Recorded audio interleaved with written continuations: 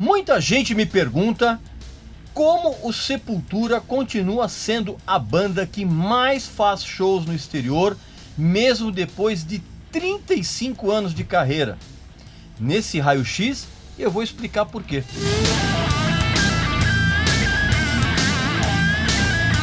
Meu amigo e minha amiga, você manter uma banda de metal, ou mesmo uma carreira em qualquer estilo, por mais de 35 anos num ritmo absolutamente alucinante de turnês, não é para qualquer um.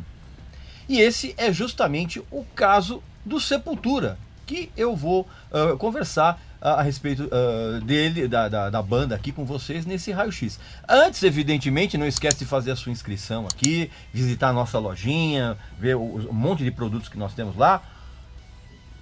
Meu amigo e minha amiga, o Sepultura ainda hoje é o nome brasileiro que mais faz shows internacionais. Até hoje, mais de 35 anos depois da formação da banda.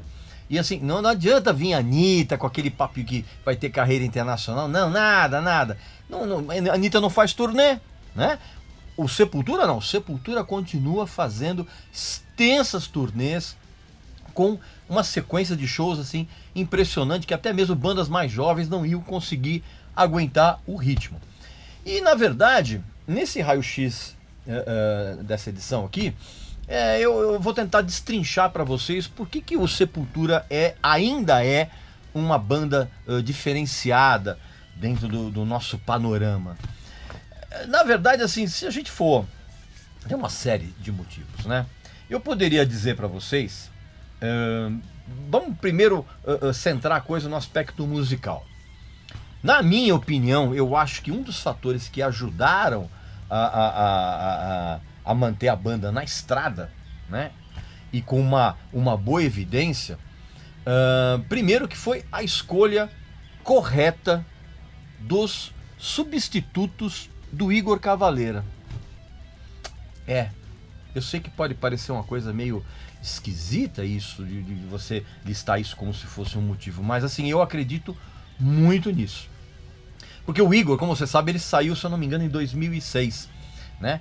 E quando ele saiu, 10 anos depois de toda aquela crise que teve com o Max, aquela coisa toda que você já tá careca de saber, que eu não vou ficar relembrando aqui, você já sabe bem da história. Aí quando o Igor saiu, se eu não me engano, em 2006, e ele saiu porque ele estava absolutamente cansado de fazer turnês, tá entendendo? Ele queria dar um tempo e também queria desenvolver outros projetos, como ele acabou fazendo, por exemplo, aquele projeto eletrônico dele, o Mix Hell, que ele tem, inclusive, acho que ainda hoje existe esse projeto ainda com a esposa dele, que é a Laima. No lugar do Igor, entrou o Jean Dolabella.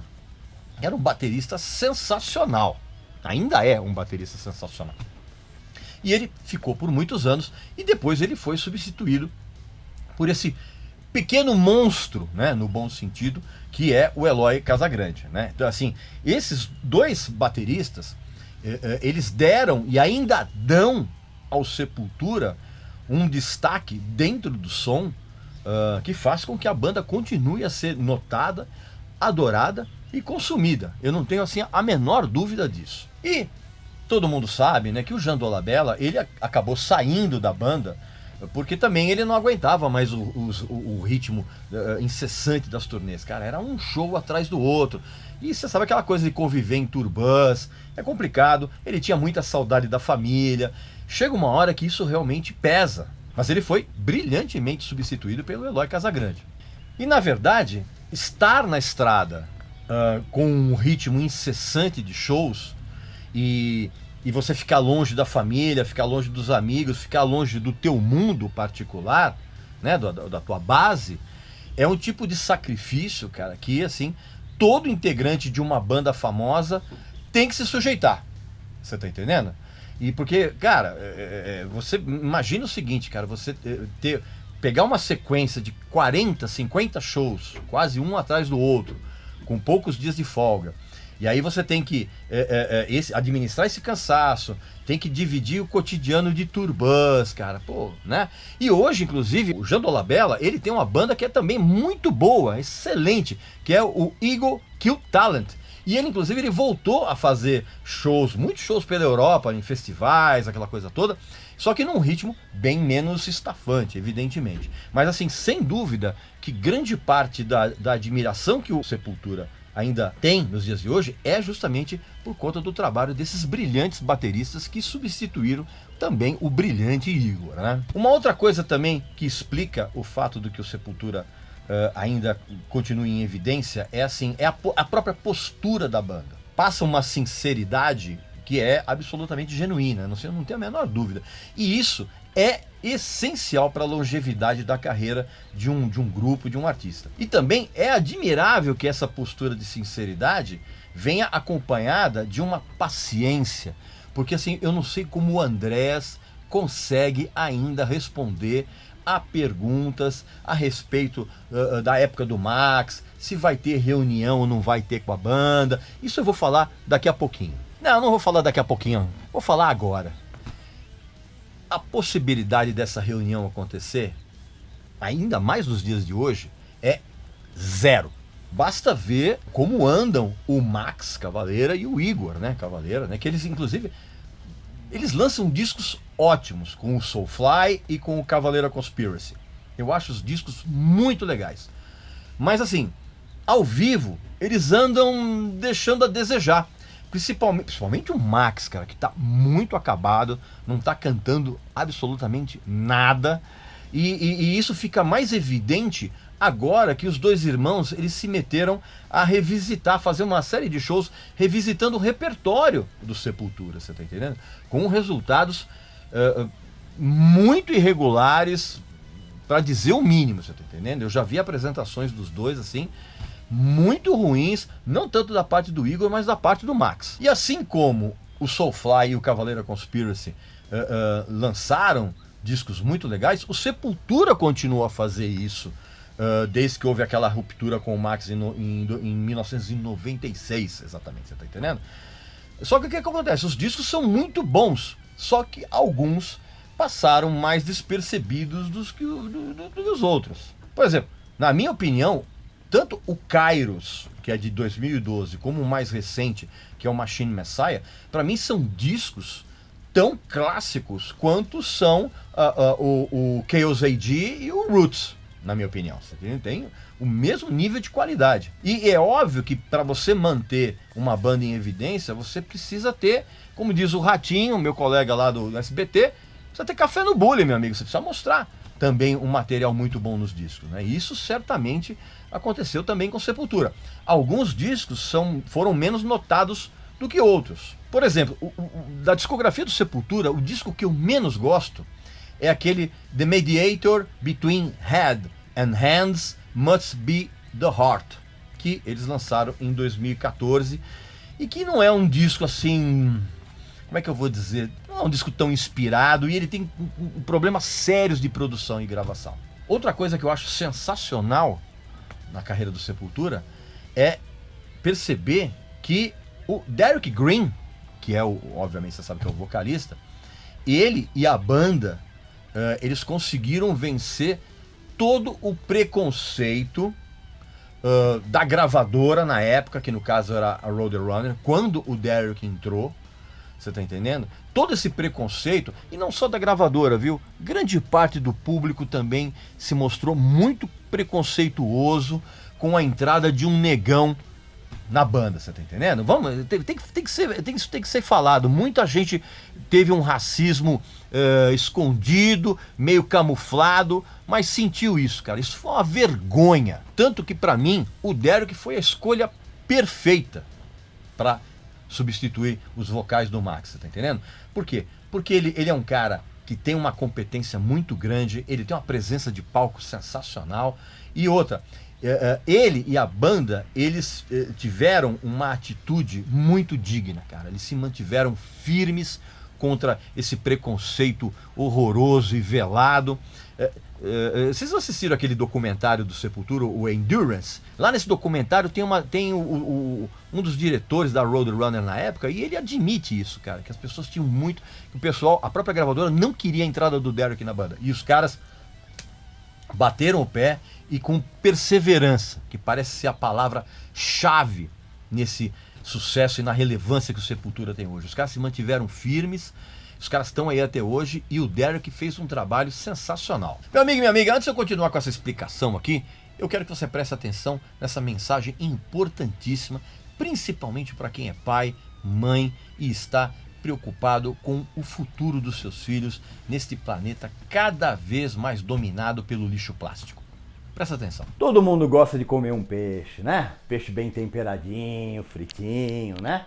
Claro, porque afinal de contas, o consumo de peixe no Brasil aumentou 196% nos últimos 10 anos. Pois saiba que se os níveis alarmantes de poluição nos oceanos, nos rios e nas grandes cidades continuarem do jeito que estão, os seus filhos e os seus netos estão condenados a viver sob doenças terríveis. Por quê? Porque os próprios peixes estão contaminados com toxinas pesadas oriundas justamente da poluição do meio em que eles vivem, ou seja, os rios e os mares. Até mesmo o sal que nós ingerimos na cozinha está contaminado por micropartículas de plástico, conforme atestam algumas pesquisas e estudos recentes. Estamos ingerindo lixo. É por isso que eu apoio completamente o trabalho da ONG Ambientalizando.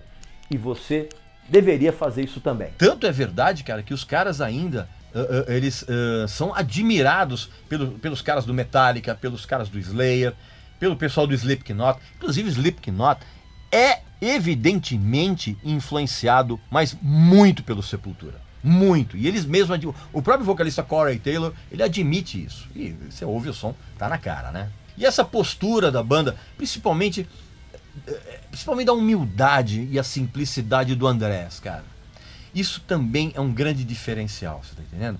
E outra coisa, muita gente critica o Andrés porque ele toca com todo mundo, né? Toca com Chitãozinho Chororó, Sandy Júnior, toca com sambista, toca com não sei o quê. Está certo ele. Certo ele. Porque o que acontece? Primeiro que ele não tem que dar satisfação pra ninguém a respeito de com quem ele toca ou deixa de tocar. E ele faz o que ele bem entende, é uma postura absolutamente honesta, com a cabeça aberta que ele tem. E outra coisa, cara, ele tem que ser aplaudido porque isso, talvez inconscientemente, também funcionou como marketing. Por quê? Porque ele levou a presença dele como guitarrista do Sepultura para um público que não fazia a menor ideia do que era, você tá entendendo? Então você pode, se você perguntar para qualquer pessoa que curte sertanejo, por exemplo, você fala do Sepultura, o cara provavelmente nunca ouviu, mas ele sabe que é uma banda brasileira de metal. Pô, cara, você quer melhor marketing que esse? Agora, o que eu, na minha opinião, assim, é também, né, um lance fundamental, e isso é uma coisa que dá para notar de alguns anos para cá, foi que o Sepultura, ele tem agora uma estrutura muito mais organizada em termos de administração de carreira do que eles tinham antes. Eles têm uma dupla de empresários agora muito, muito boa. Teve na época do lançamento do Machine Messiah, eu participei de um bate-papo que foi transmitido pelas redes sociais, uma daquelas lives, né? E foi quando eu conheci o Tom Gil, que é um dos empresários do Sepultura. E eu conversando com ele, e ele me contou algumas coisas muito interessantes a respeito vamos chamar assim, da nova administração da carreira da banda, você tá entendendo? Primeiro, de uns tempos para cá, o Sepultura, quando ele passou a administrar inclusive a carreira da banda, eles apostaram totalmente nas mídias digitais. Totalmente. Criaram uma série de ações e de eventos assim muito interessantes nas redes sociais. Eles melhoraram a própria comunicação interna entre os escritórios da banda, porque eu não sei se você sabe disso, mas assim, o Sepultura tem 3 escritórios. Ele tem um escritório no Brasil, ele tem um escritório nos Estados Unidos e ele tem um escritório na Europa. E o Tom me contou que até a chegada dele como empresário do Sepultura, esses escritórios, eles não conversavam entre si, eles não se comunicavam. Então cada um deles criava uma determinada estratégia que muitas vezes tinha que ser cancelada porque não batia com a estratégia de um outro continente. Esse tipo de confusão que o Tom, inclusive, me contou que ele foi um dos primeiros problemas que ele resolveu. E assim, e hoje, esses 3 escritórios, um em cada continente, eles se comunicam entre si, eles conversam, traçam estratégias em conjunto, e isso é evidentemente essencial para uma banda manter a sua carreira, seja ela nacional ou internacional. E evidentemente que esse tipo de coisa, todas essas melhorias, na verdade, elas fazem e ainda vão fazer com que a banda expanda a sua base de fãs. Aliás, isso é uma coisa que já vem acontecendo de uns tempos para cá, exatamente quando começou essa estratégia, vamos dizer assim. O Sepultura hoje, ele teve um aumento na base de fãs entre 18 e 25 anos, que o Tom Gil, na época, me contou que já era uma coisa, assim, meio que na base de 50% de aumento. Os fãs do Sepultura não são mais aqueles tiozões true metal, você tá entendendo? Não, cara, eles aumentaram a base de fãs jovens, nessa faixa etária que eu falei, em quase 50%, cara. Isso, se você conversar a respeito disso em termos de estratégia de marca, as pessoas vão falar que é uma estratégia de sucesso inquestionável. E evidentemente que esse aumento na base de fãs vai levar a quê? Vai levar a ter shows mais lotados, mais rentáveis e um crescente agendamento desses shows nessas turnês internacionais. Segundo o que o Tom Gil me falou, agora, por exemplo, ninguém mais bate cabeça dentro da banda, você tá entendendo? E esse tipo de coisa, esse tipo de postura, esse tipo de atitude, esse tipo de estratégia, é óbvio que é um exemplo para toda banda de qualquer estilo, para todo artista, e principalmente as brasileiras, cara, que não dão o valor devido a esse tipo de postura. E se você parar para pensar bem, você analisar, se você botar o teu cérebro para funcionar, você vai verificar que, de uma certa forma, existem estratégias que são comuns entre aquilo que o Sepultura faz hoje e o que os artistas do universo sertanejo fazem aqui no Brasil, por exemplo. Não, só para dar um exemplo nacional da coisa, tá entendendo? Então, assim, esse planejamento estratégico global que o Sepultura fez, teve um resultado que evidentemente vai explicar o porquê que o Sepultura continua sendo relevante, continua sendo o artista que, a banda, o artista que mais faz shows no exterior, que é o faturamento da banda, que aumentou em 40% depois que esse tipo de estratégia foi implantado. De uma certa forma, é o que eu sempre digo quando eu faço as minhas consultorias musicais para as bandas que estão começando. Não adianta escapar disso, cara. Você tem que encarar a sua banda como uma empresa. Se você não fizer isso, você vai continuar ensaiando na garagem lá da sua casa, com a parede forrada com caixa de ovo, com as namoradas sentadinhas no chão, entendendo? Olhando, como meu namorado toca bem. Cara, se você não fizer isso, se você não encarar a sua banda como uma empresa, você não vai para lugar nenhum. E no caso do Sepultura, isso é ainda mais emblemático e assim, é um exemplo maior a ser seguido, porque o Sepultura, além de uma empresa, né, e obviamente uma banda, o Sepultura é uma marca. Porque inclusive tem, óbvio, camisetas, caneca, tênis, os documentários que eles fazem. Pô, cara, camiseta do Sepultura é uma das coisas que mais vende no planeta inteiro. Então, meu amigo e minha amiga, tudo isso que a gente conversou aqui nesse episódio do Raio X, que é essa série onde, com uma conversa um pouco mais, digamos assim, mais tranquila, eu procuro explicar como é que certas coisas funcionam além do disco e além do show e além da música em si. Eu espero que tenha ficado muito claro para você por que o Sepultura tem ainda uma carreira extremamente relevante, continua fazendo muitos e muitos shows e é uma banda que pode sim se orgulhar de continuar a ter uma carreira internacional muito sólida. Ao contrário dessas Anitas da vida aí, que ficam fazendo show, alugando teatros na Argentina e não sei o que, e vai ser jurada do México, isso aqui, e já fala que tem carreira internacional. Não adianta, meu amigo, carreira internacional você tem que ter turnês. Se você não tem turnês, você não tem carreira internacional. É isso aí. Tá bom, meu amigo e minha amiga? Então, esse foi então mais um episódio aqui do Raio X. Não esquece de deixar aqui a sua inscrição, aqui você já sabe como é que é, visitar a nossa lojinha. E na semana que vem eu volto com mais um vídeo aqui interessante. Não esquece também de deixar aqui seus comentários a respeito de como você enxerga a carreira internacional de alguns artistas brasileiros, em todos os estilos, e também com relação às bandas brasileiras, né? O que falta para elas chegarem a esse patamar, tá bom? Então, um abração e até semana que vem.